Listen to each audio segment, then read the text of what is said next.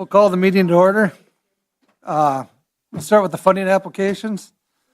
The first one we'll do will be Dakota Riptide, and we'll have Rob Shelsky and Jason Weedy come up and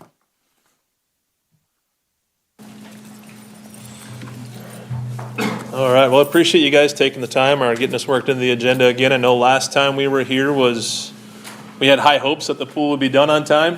Didn't quite make it. But now it's nice that everything is, fixed correctly and everything's going in the right direction. A little follow-up from the last time we were here. I think last time we were here, we had 13 to 14 swimmers, so we were commuting to Huron, who's our other town in our club. Nice to say right now, I can say we have 60-plus swimmers in Mitchell alone. We have a new coach, Christian Fossum, who swam at USD, swam at the Mitchell Aquatic Club here when we had it at USD, coached in Vermilion for a couple of years as an assistant coach, and then he was able to get a teaching job at the school here. He's a math teacher and is our swim club coach. So we just got done with our free trial a couple weeks ago where we had 15 kids come out and try it for free for 2 weeks. 14 of the 15 signed up to be on the swim team. So our goal is to, we've bought some training manuals and stuff where we can coach or do some swimming lessons kind of on the side to what the city does. Our lessons are more kind of teaching them the strokes and hopefully getting them, a more love for swimming and maybe even competitive swimming and joining our club. So that we're hoping to do in the spring to also help increase our numbers. In the past with our prior coaches, we've had some pretty good success with that Swim America program is what it's called. So with our swim meets being one of the biggest fundraisers that we have for the year, that's why we've come here asking you guys for the $6,000. It's a 3-day meet. We start off swimming on Friday evenings about 6 o'clock. We do the long races, the 1,000 meters for 1,000 yards for the older kids and like the 500, 400 yards for the younger kids. And then we have it all day Saturday and all day Sunday. So being that long of a meet when, most people are staying overnight because they're coming from Aberdeen, Brookings, Pierre, Watertown, Sioux Falls, Yankton, Vermilion. Historically, we've had 250 to 300 swimmers at this meet, so it is a fairly good-sized meet. Last year, when the meets we were going to, we heard a lot of people talking about, we wish there was a meet in Mitchell. You guys do such a good job of putting it on. And a lot of that is to do with what we're able to offer, like the officials that come help us. 60 is a pretty good number, a lot of new families. But it takes a lot of officials, and we have a lot of coaches that come in from out of town. So the big thing there is, like for us, is we like to really have a really nice hospitality room for them.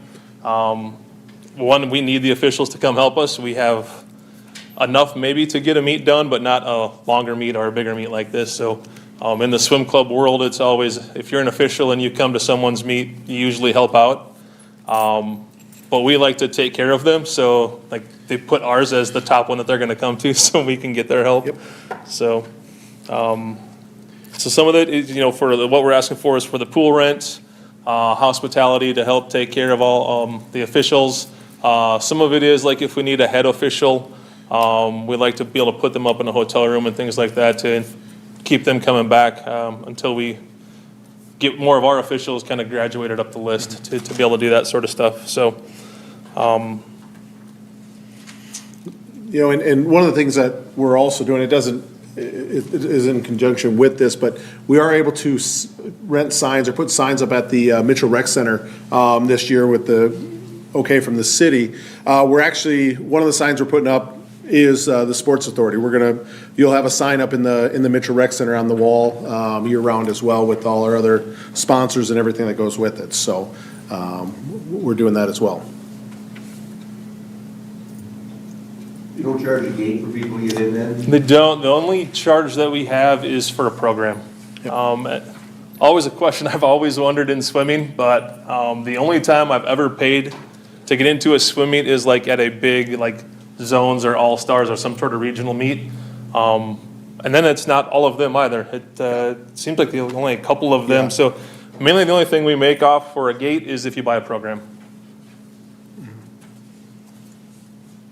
I know this is your biggie. Do you have any other, like, during the year where you have out-of-town teams coming in?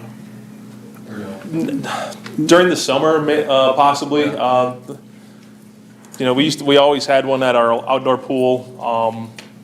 When we combined with Huron, unfortunately, they don't have an indoor pool, and they've got a pretty nice outdoor pool.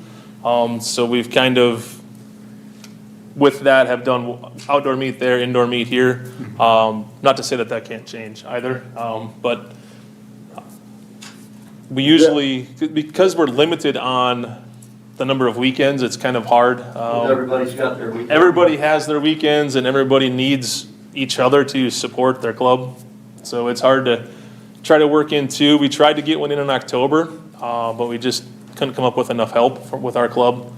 But I think in the future, as we get these new parents that are coming in and they start seeing the needs of officials that we have, so we're not dependent on other teams to bring them, then our goal is to host more than one, because I would rather do that than go door to door trying to sell calendars or candy or whatever you have people knocking on your door for. So, but no, it's Your good. overnight, do you think you're gonna have people staying over both Friday and Saturday night? Do a lot of people compete on Friday, or won't you have It's any? not as many, but I know that some people do. They're not all the indoor meets offer the long races, because they're not always all 3 days. Some of them are just a couple of days. So we'll have some that will be here Friday night for sure. But Then there'll Saturday night will be more. Saturday night there'll be Saturday more will be people. that big night. Yep. Friday night we'll have some, I mean, because you'll get done 7, 8 o'clock at night.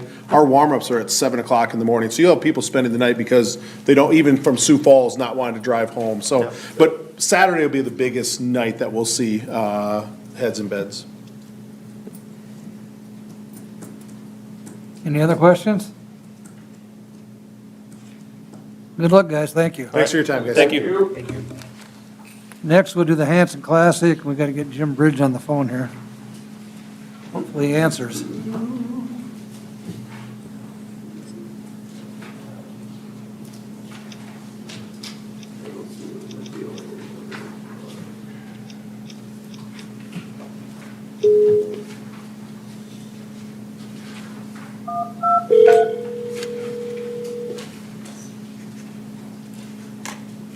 Hello?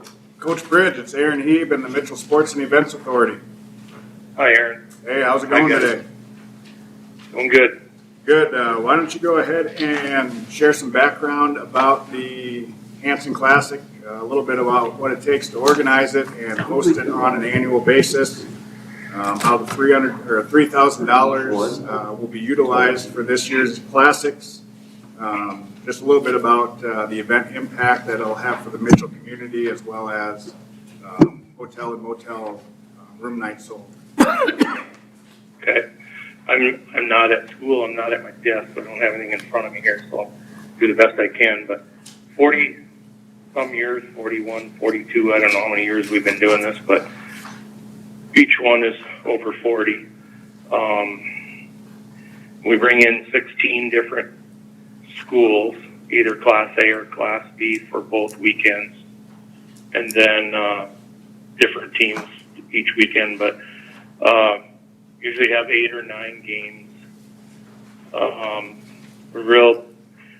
I think the big attraction is really playing in the Corn Palace. I mean, I think that's what's kept it going this long, is people appreciate being able to come in there and sit there all day and enjoy it. A lot of people do, but a lot of teams come and get to watch somebody that they're maybe will play during the regular season or in the tournaments or something down the road. But for the Hanson Classic, a lot of times it's some of those teams. The Hanson Classic is their state tournament, because there might be 2 or 3 teams in the same region.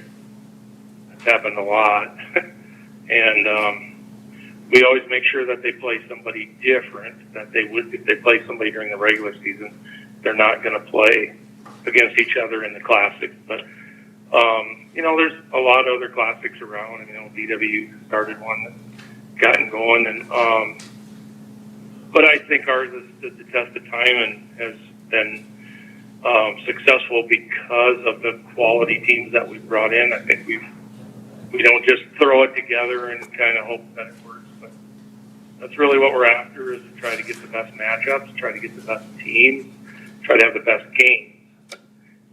It's a crapshoot, you know, and sometimes it's not rocket science either. If you've got a good team that's in the state tournament and are loaded with sophomores and juniors, you try to get those teams. But we probably turn more teams away every year than we do sign teams. Of the 16, there's probably that many, or at least maybe close to twice that many that want in but don't get in. And so you guess and hope that you get the right teams and you get the right games. And then hopefully the weather holds up. That's always my biggest worry, is weather. And now everybody started doing streaming them online. So when we started doing that a few years ago, it seemed like we started to probably lose a little bit in the revenue department, which is my only worry, is paying the bill, paying all of the referees and all of the expenses that we have that go with it. For this money that we asked for, we use that for the hospitality room, which is generally for the workers and the referees and the media people. We get pretty good coverage from all the television stations and the radios and different things. But a couple years ago, some of you may remember, we went to the pay-per-view and went through live ticket, and that's helped a little bit to offset some of the costs, because the weather's suspect. People from Clark-Willow Lake probably aren't going to drive down to the Hanson Classic at the Corn Palace. They'll just try to watch it on TV. And when we were doing it on the cable TV, then we really weren't able to recoup any of that loss. So we started doing the pay-per-view like they do at the state baseball tournament, and that seemed to work really well, or helps. It helps a little bit. The last couple of years, I was able to use my fax class to help buy all of the supplies and the food, and we turned it into kind of a school project, and those kids did an amazing job. And we had probably as good a food as we've ever had, but lost my fax teacher last year, and we don't have a teacher in that department, so I'm going to have to seek out some catering possibly to find something to fill that back there. And I mean, it's not a 3-course meal, or it's not a buffet back there, but we try to have a little something for them. And I know all the people that comment back there that it's much appreciated. We've got great sponsors. I lost another sponsor this year in one of the banks that we had last year. Farmer State Bank now has dropped off since they closed their Fulton branch. And so I'm kind of still digging, trying to find another sponsor. A few years ago, we went into scholarship. We put all the profit goes into scholarships for every team that applies. Has gotten one the last few years. I wish I would have been smart enough to do things like that 35 years ago instead of 8 or 10 years ago. And we used to give the money back to the teams for their travel expense, but most of the superintendents now, I think, are pretty good about letting their teams travel from Belle Fourche or, Pine Ridge or wherever they come from. White River's come for years. We've been very fortunate with the teams, the games, the matchups, and the weather. So last year we were able to get by a little cheaper, and that's why we're asking for more this year. So I hope that's enough information, but if you need more, fire away. I'd really welcome any questions. Hey, Jim, Tim Smith here. This group is interested in filling the motel rooms a little bit, and I'm just looking at your teams, but it looks like, I know you got St. Thomas More. They would likely stay, both girls, boys, Rock City Christian, you mentioned White River. The good number of teams on either one stay, usually? I remember filling out some questionnaire on that a couple years ago, and I kept thinking to myself, God, I've never ever checked. I kind of did a random email with the athletic directors a couple of years ago afterwards, and I was 60 to 80 rooms is what the rough guess was each weekend, and that was probably being conservative. But and so one year then I contacted 4 or 5 of the motels in town and kind of explained what I was doing and why I was doing it, and then I rattled off the names of the teams that were playing that weekend before, and they kind of looked through their registry on those nights. Some would maybe stay on Friday night and then play on Saturday. Some might have stayed on Saturday night after they were done playing and then went home on Sunday. But I was kind of surprised. I didn't, you guys, that's your guys' thing that you're looking at, but I never really paid that much attention to it. But, and I don't know if the people, I don't know, but they were just looking at the name, not the names, but the places they had come from. And it was over 100. So I don't know if that's good, bad, or terrible, but that was just a rough shot at looking at it. And obviously teams from Sanborn or Parkston or Mount Vernon, they probably aren't going to stay, but we have a lot of people that I know just follow the Hanson Classic. It's become a social event for a lot of people that come and just make a weekend out of it. So, or played in the past, or just, maybe have relatives from those local towns that maybe are coming to even state, but they are coming from a distance. So I'm not really good. I wish there was a better way to give you a better answer on that, Jim. That's all right. That's good. Any other questions for Jim? Well, we appreciate Mitchell. We appreciate Dakota Wesley and Mitchell High School. I say this every year. They always honor the weekend that we have ours, and it seems like rarely do we have a conflict where, it seems like we've always been graciously given those weekends at the Corn Palace. And, of course, anybody that's been the director, and I'm telling you, Doug Greenway's done as good a job as anybody you've had there. That man, you guys, whoever pays his bill needs to give him a bump because he works his tail off in there. And but we just appreciate Mitchell in general taking care of us, being the local neighbor and a veteran community of Mitchell. So. All right. Well, thanks, Jim. Hey, was Greenway in there? I just thought of that. Maybe he's there. No, he'd have a big head if he was in here. We actually fired him. Oh, good. I was going to tell him he didn't send his check yet for me. So, oh well, you guys can harass him however you want. All right. Thank you. Well, Thank thanks you. a lot. Thank you. Appreciate whatever you guys can do for us. Thank you. Yeah. All right, thanks, Coach. Bye.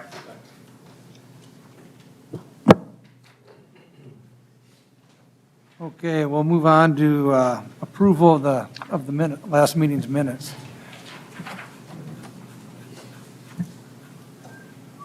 I move approval. Second. We got a motion by Tim, second by Kevin. All in favor of the motion, say aye. Aye. Against, nay. Motion passed. Next one, we'll go over the financial report. All right, financials. I'll tackle the next few agenda items here. So financials as of November 7th, 2023, fund balance of $70,416.02. Then if we deduct the 4 Special Olympics amounts that are already awarded and committed, that gives us a current available fund balance of $26,416.02. Go down here to the total collections by month chart. Side note here, so we have no outstanding collections that are due. All the hotels and motels have submitted their collections year to date.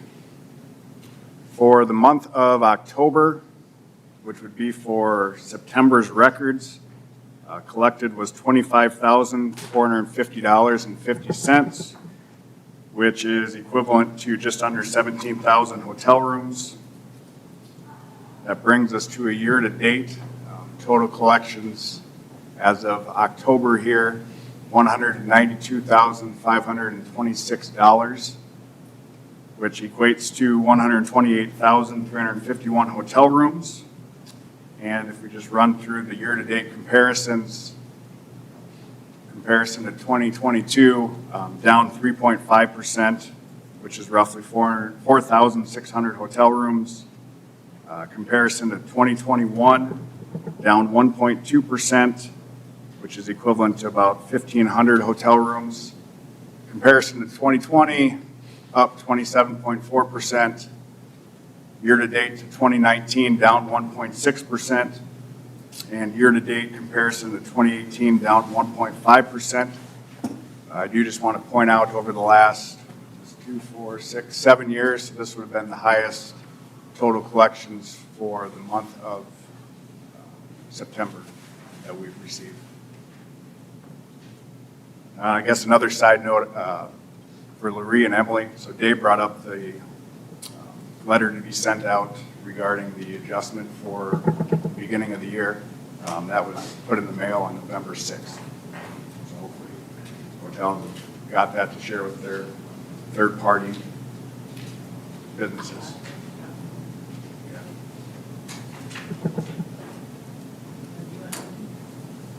Yeah. The one.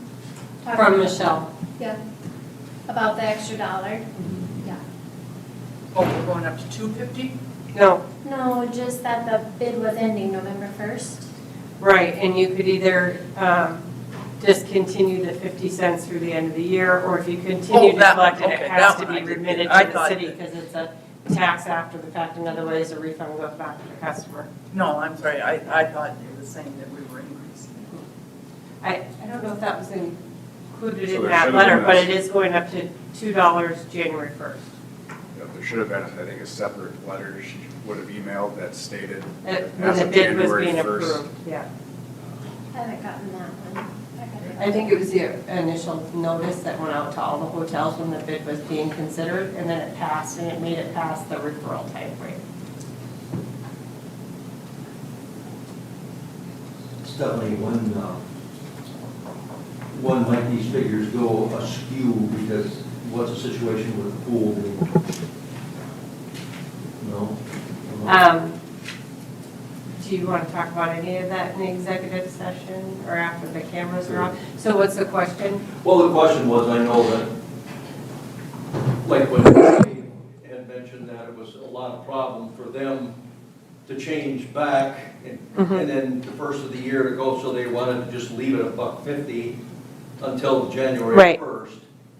But then there was discussion that the money was, that buck was going to the pool. No, so yes, there was $1 committed to the pool, but that was set to go through $1 million, and the $1 million has been paid. However, the swim team has not paid their last 2 payments, so they are short to the city currently.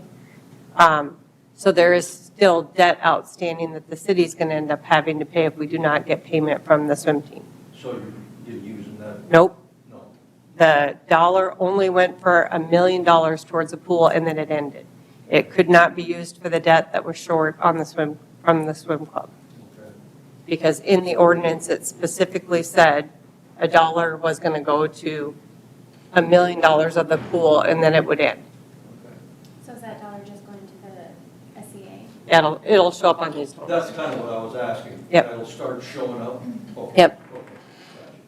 Okay, gotcha. So whatever's going to be on this for, I can't read that far away, November and December that are left Yeah. is going to just be whatever is remitted to the city for the SEA during that time frame.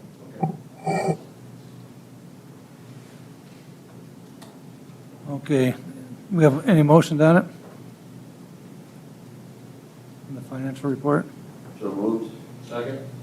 Motion by Jocko, second by Tim. All in favor of the motion, say aye. Aye. Against, nay. Motion passed. Evaluation forms. Yes, so we received one survey we recently hosted the South Dakota Planners Association, their annual conference here, almost the end of October. Just scroll through here the survey that they submitted. President Amber Boat.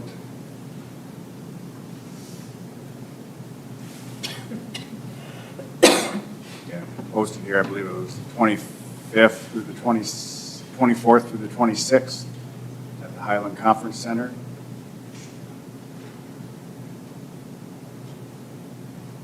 And then they'll submit an official evaluation form as well. But they approximated about 60 hotel rooms that were used for the event. And then banners that were up for display here. This was the Pheasants Forever banquet here at the Corn Palace. This would have been the Benelli and Winchester room at the Highland Conference Center. We were able to get 2 banners up there. And then there's a fence that connects with Dr. Lucky's there, and put a square banner there because they were commuting between Big Dummies and Dr. Lucky's for that Palace City 8-Ball Open. And we also received a thank you card from the Palace City 8-Ball Open, just for their support. When they presented, they were down around $3,000-4,000 that they've received, but it looks like over $16,000 that they had for the prize fund to be able to give out, and they increased their player to 62 that were able to compete. And again, they'll submit an official evaluation form as well. Here on the agenda, again, just some upcoming events. Tonight at 5:30, we have the informational meeting for Mitchell Main Street, starting at 5:30 at the Western Building. You want to share any more about that? That we're going to talk about the bid, the Main Street bid, and the streetscape projects that are coming up on Main Street, and then also the new Main Street window art contest that we have coming up. And then there'll also be tours of the Western Building. I think they're kind of self-guided tours, so that you can kind of see what's been going on there. So, yep, 5:30 at the Western Building, which I think is 223 North Main Street, the old Ben Franklin. And then this coming weekend, we have the annual Holiday Arts Christmas Show, new location for that out at the Davidson County Fairgrounds. Women's and men's basketball for GW is kicked off. So they've been hosting their home games and have some here throughout November until our next SEA meeting. This weekend, we have the Casa's Got Talent. Also, the Starts and Ends presents Rowan Grace Live is going to be singing at Dr. Lucky's. Thanksgiving Day, we have the Mitchell 5K Turkey Trot.